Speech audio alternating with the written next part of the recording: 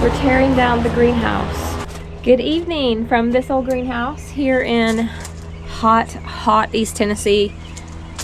Y'all, I don't know about where you all are at, but if you're in East Tennessee, you're hot. The humidity here is just relentless, and honestly, it's just been too hot to do anything during the day.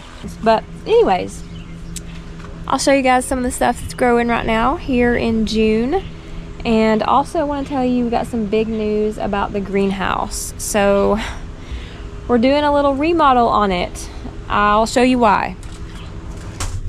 It's 89 in here. So I guess that's not too terrible. Okay, so last year we replaced the roof panels because they were not UV protectant panels and they clouded over. They said that the walls were UV, but when I ordered it, it looked like everything was the same thing, but I don't know. They gave us these. We didn't have to repurchase them. But I'll tell you what, when you get something on an acrylic panel like this, it don't come off. It does not come off. You cannot clean this stuff. It is impossible. Now, it's not too terrible up here where it doesn't get really dirty, but starting about right there and down, it is super cloudy and there is nothing that can get that off. I have tried everything. I have used like concoctions, dish soap, toothpaste. I've went and bought polisher, plastic remover stuff, acrylic stuff. I've buffed it, different grits of sandpaper, you name it. I've tried everything. It don't come off. It's stuck to it. It's just melted inside of it. It's just infused in it. I don't know. Now, yeah, I guess I'm being a little picky, but we're taking it off. I mean, it's like a film, and you can feel it, but it just doesn't come off. And then I have cleaned it to the point where I couldn't really feel it anymore, but it's still on there. It's just like inside of it. I just don't even know at this point. But it ain't coming off. And when we built this greenhouse and my design, I was wanting more like a glass room that you can really just have a pretty view out of.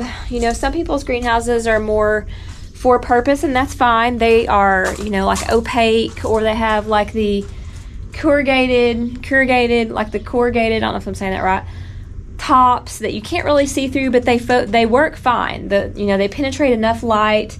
And then some people use plastic they can't see out of. It's just specifically for growing plants. And mine is obviously for growing plants, but it's also that I want to see outside. I want it to be pretty, and I want to be able to look out of it, and it just, yeah, I want to be able to clean it and have it kind of like a little sunroom kind of area along with the greenhouse. So we've decided to put windows up. And another thing about putting windows up is it's going to let in a lot of airflow, so it will be cooler in the summer, because what we're going to do is we're going to put a 5-foot window in each one of these sections all the way until the very end. And there is a small area right here that we could not find one window that odd shaped. I think it was like 12 inches by 60. So what we're going to do is put 3 little windows in that section. But I think we're going to start working on it next week. But what that does is going to give it a different look. We're going to have to put like a little knee wall on the bottom, which is totally fine. And then a little bit of trim coming down. Now we're looking at different things like cedar, maybe like some faux stone, like a plastic type material. Something that can be washed and get wet, because a lot of times in my greenhouse I just spray it down and hose it down inside there, so it can't be anything that's going to rot in a year or whatever. So that's the plan. And we're just going to do this wall right here, so it shouldn't be too difficult. We're just going to do this one wall. And the front's not really a big issue. It doesn't get as much sun and all of that debris on it, I guess, from the weather. And the back, not much of an issue either. It's got the vent fan in it and a lot of little windows. So we're basically going to focus on this big window right here, my viewing area. And the top is just what it is. I couldn't imagine putting windows on the top. That would be a specialized thing anyways. You couldn't put like a regular window, because as soon as it rained, or in the wintertime, the water got stuck in there and it froze. Bigger issue. So I'm not too concerned about that. It lets in plenty of light, but my biggest thing, like I said, was this right here. So yeah, My husband has agreed to do it. I know, I'm putting him through all kinds of stuff, but he actually thought it was a good idea, and he says he doesn't mind at all. He needs a little project anyways, because he's not been doing any woodworking projects at the moment. He's been on a break. I'm ruining his break, but anyways, okay, that's my spiel. Follow us for the craziness that's coming, I'm sure, with this, but hopefully it won't be too bad. We've got a plan. We've written it out and got measurements. I've just got to go get the supplies. Okay, afternoon garden tour. I'm sweating, y'all, already. And you be outside 2 minutes and you're soaked. I'll quit complaining though. At least it's not, you know, January, February and ice and snow on the ground, because I can't, that is the worst for me. Look at the zinnias, they're so pretty. I've got these that got a little bit of the candy cane striping in it. So pretty. These are my newest ones. And daylilies, I just did a lot of deadheading on those. So there's not a lot of blooms right now, but hopefully they'll open some more up. My petunias back here look terrible. I'm going to put something else in here that's a good hanging option. So I'm going to go look for something. I don't know. These pretty much scorched. And I kept them watered all the time. But they're not looking so hot. So I'm going to be looking for something different there. And then we've got some more of the daylilies. And then now I've got some really pretty cone flowers that have popped up. These were from the front yard whenever we did our porch and we moved some stuff because we added a little bit more rock into the beds. I put these back here and they're doing really good. I had some red daisies back here the last 2 years and they never came up. I'm not sure what's happened to them. I don't know, it's a mystery. All right, so flowers are doing pretty good. I want to get some more perennials in here in my beds. I really do. I love perennials because I just know they're going to come back next year. My cosmos are picking up. I think I need to put a few more in this back area right there because they'll be the last ones to bloom probably. And then everything else is doing pretty good in here. Y'all, I've got some really pesky little birds though. I love birds and I love finches, yellow ones specifically. I grow these sunflowers for those birds, but they have decided to pick my zinnia leaves off. And earlier this morning I went out here and deadheaded a bunch of them. They come out here and they land on them and they pick one petal at a time till they go all the way around and they leave this on there. And I'm like, seriously birds, don't even. So I come out here running and yelling at them because I mean they're cute but they're little demons. So anyways, that's my story on that. Now I brought one of my lemon trees out here because it had 1,000 blooms on it and they have dropped, but I do see some lemons, so I thought that it would enjoy being out here for the summer. It's really humid, tropical environment at the moment. And then I've got a pineapple and a bougainvillea. All right, let's go down the garden because I know I probably have some cucumbers that need to be picked. I've got to get a bucket though. Those cucumbers are very prickly. Some of them are downright painful when you try to grab them. Y'all have news on the chickens. I have some silkies, but not as many as I had before, y'all. I gave in and decided I needed some big chickens again. Y'all, I got rid of my last ones because they were super old and a lady was wanting them. She's like a rescue and I thought, well, that's cool because a lot of people would not want an old chicken that's not laying anymore. They might even decide they want to eat the chicken. But this lady, she's like, no, I let them live out on my farm. And I was like, okay, perfect. But now I don't have any eating eggs. So I have like 25 silkies and no eggs because they're broody most of the time. And we decided we go get some chickens. So I think on some of my previous videos, y'all saw where I bought some dollar chickens. And they're growing out. I'll show you guys them. I got 6 of them. And one of them is like this little bantam looking rooster. I think one of them's a rooster. But y'all, have been dwindling down on my silkies and I'll tell you guys about that in a little bit. So my cucumbers look really good this year. I picked some yesterday, so I don't know how many is going to be in here today. But you really got to get down there when you have cucumbers because they hide underneath these leaves. And in one day, they can grow massive. Oh, y'all see those in there? They're not quite ready. But maybe tomorrow. Yesterday I made a cucumber onion tomato salad and I put a little bit of oil in it and some vinegar and some seasonings. Oh, it was so refreshing, so good.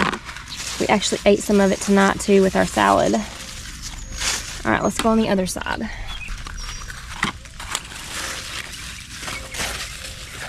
Little baby ones. So they're right behind the bloom. If you see the bloom, there's going to be a cucumber right behind that, which is really cool. Nature is fascinating. Some little ones.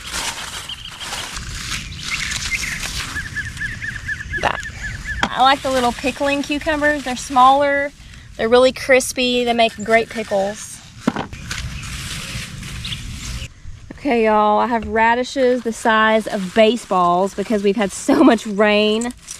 Oh my gosh. Guinness Book of World Record radish. Look at that. Crazy. And then my tomatoes this year they are just so gorgeous. Look at all of these little flower blooms. These are all gonna be tomatoes. This thing is covered. Leaves on my tomatoes this year just really look good. Last year, they were just not so great. But this year, they are beautiful. These are San Marzanos. My husband had some for dinner the other night, and oh man, they are so good. And check out this, y'all. Broccoli. I've already cut like 3 big, huge pieces off of it. It is so amazing. I have never grown broccoli before, but boy, it did awesome. I love it. And I've got to water the garden in a few minutes, guys. These are my potatoes, and then my little sunflower patch. And look at my silkies. They're eating watermelon, and the new chickens are out. Look. All right, let's go look at them for a minute, and then I've got to get to water, and this is the only time of day I can do it. My glasses won't stay up because my face is sweating. Oh, and my onions. Yes, they look great. Now, I planted okra right here, and it never came up. I think it was just some bad seeds or something. So, I have so much in my freezer, y'all. Just gobs. So, I'm not like heartbroken that I don't have any. But honestly, when I eat yogurt, I'm tired. The heat's getting to me. Honestly, when I eat okra, I really like it fresh, directly from the garden, especially if you're gonna like fry it in a skillet. It's so good that way. So I was a little disappointed, and it's probably not too late to grow it here in East Tennessee, Zone 7A, because I can't get my glasses up, because it lasts for so long. It like literally lasts until the first frost. So we have plenty of time to put some in the ground. All right, I'm gonna turn my fence off so I don't get shocked into oblivion. It's not something I feel like doing tonight. All right, let me talk about the chickens for a minute. Tell you guys what my change of plans is and why. Papa gave you guys some watermelon, and they love it. Now, when they first saw it in here, they were scared of it. They wouldn't come out here and touch it, but one of them finally ventured over and got a little piece, and then the other one got a little piece, and they were like, oh my gosh, this is amazing. So they've been eating on it all day, and it's perfect in this weather. Okay, so y'all, got 6 chickens. One of them has not come out. It's in here. What are you doing? And I got little Miss Pumpkin. This is her name. She is going to be staying with us. She's the only silkie that I'm going to be keeping, and I just love her. Somebody came to get the silkies, and they're like, I don't want that showgirl. Those are just ugly. And I was like, okay, well, she's mine, and I'm keeping her. She's so cute. And I named her Pumpkin. And then Pumpkin and these right here, and then the one little one in the coop are going to be our new chickens. And I think this one right there is a bantam. I don't know what kind, but we went to Rural King and got these for $1. So they had got mixed up in a bin, so they couldn't really put them in the bin of what their breed was. So we just took them at $1 each and said we'll grow them out and have good eating egg chickens. And they are so cute. But one of them was really small, and it's still very small, but they said they were all hens probably. But I think this one is a rooster because its comb is really red, and generally at this age they don't have red combs unless they're roos. So if it is a rooster, it's some little tiny thing of some sort. We were thinking maybe like a sea bride or something, but I don't know. It's really cute though. They feathered out so they don't need heat anymore, and they're learning to come outside and get bugs and all kinds of stuff. Y'all, they're so cute. But anyways, okay, back to the silkies. So y'all had like 25 silkies in here. I don't have a wild bird flying in here. Look at that. What are you doing? I leave these doors open and the birds come in here and they eat the bird food. And I know y'all are going to say you don't need wild birds in your chicken coop. And yes, I know, but you know, how can I stop nature here? So anyways, it is what it is. Really, it is. He'll find his way out. All right, guys, let's just get down to it. I'm going to tell you guys what I've done, what I'm doing. All right, so if y'all have watched any of my previous videos when I was getting into this chicken thing again, what on earth was I thinking? Okay, this is what I used to do, Blue Line Silkies. I used to have a big old business with silkies. And I thought for some reason that I wanted to do that again. I don't know. I don't know what came over me, y'all. Something did, but it also left as quick as it came over me. I got an incubator. I got brooders. My husband built brooders. Of course, we had all the stuff, so it's not like we went out and bought the stuff. We bought it. We built a chicken tractor. I just went through all this stuff, all the setup to get it all going. Found the chickens, had a hatch, and then something hit me, y'all, saying, what was I thinking? I started having broody chickens again, and I was down here dealing with that a lot.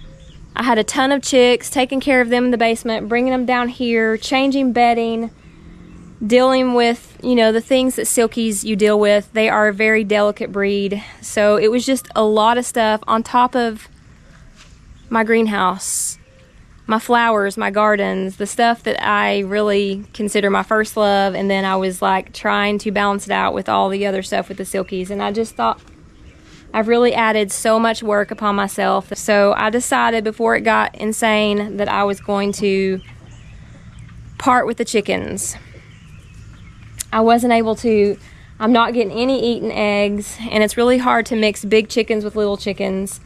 Silkies are a whole different ball game. Like I said, you're always breaking their broodiness. They are susceptible to a lot of different, you know, issues, so you kind of got to treat them differently, and I just didn't want to do that. These don't come out a whole lot. None of the silkies really come out. Now, they might occasionally, the showgirls do more because they can see, but you know, they're vulnerable to hawks. They can't see, they can't roost. They're on the ground, so that's another reason why they're susceptible to mites. And my coop, I didn't show you guys this, but my coop flooded twice. We had some big rainstorms in the last 3 weeks. I'll try to put some pictures on here. But when that happened, the silkies were soaked. Like, they were soaked. And that's not really good for silkies because their feathers are not the same. So when they get soaked, they get like chilled to the bone. And I just really don't have the setup for them. So I decided to part with them. I think that is best for me and my situation. And we've gotten back into just having my regular chickens, and I'm gonna have a few of them. That way I'm not overwhelmed with so many. I just wanted a chicken that could come out here and forage, work the garden over the winter, not have too many issues that the silkies do. But I am gonna keep that little girl right there. She's super cute. So if you guys notice a lot less silkies in the next little bit on my videos and probably wonder why, that's why. But I'm still gonna have chickens. They'll still be in the videos. They're fun to watch.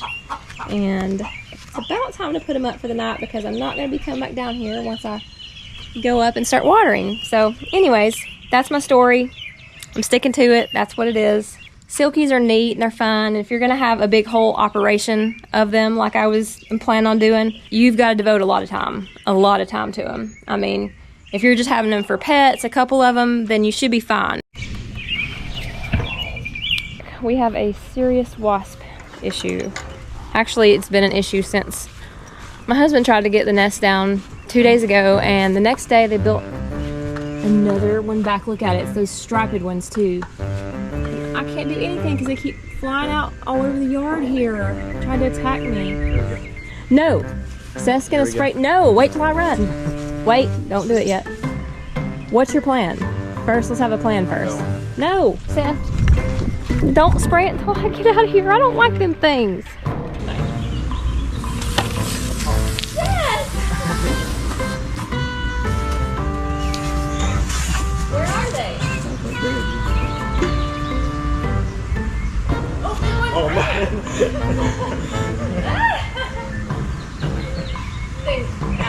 Get you, man.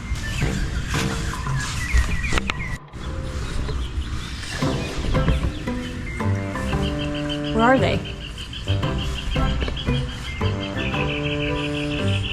There they are. They're on the ground? Yeah, see that one buzzing in the soap? He ain't dead. Spray him. I mean, he don't look like he's doing too good. Nobody's alive. Oh, he is alive. That's the problem. See, he's just... He's not doing too good, or he'd be flying, I think. What is it? Where's the nest? None of them are dead. They're not? I don't. No, they're crawling back up the side. Oh gosh. Spray it again. No, put some more power in that thing. I'm out. Like really douse them down, man. Oh, are they out? You're out? Here, bring it to the greenhouse. Or bring it to the basement. I'll put some more in there. Just really douse them, man. Ah! Ah! Well, it left. Where'd it go? Oh crap, it's coming back. It's coming back.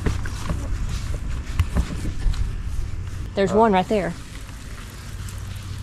Ah! Went to the ground. I don't know. I think the soap might do the trick. Not fast enough. Well, better than nothing. Might have worked. Insecticidal soup. I made it with eucalyptus dish soap. Fun. I hate wasps. I don't like them. They're ugly and creepy and mean.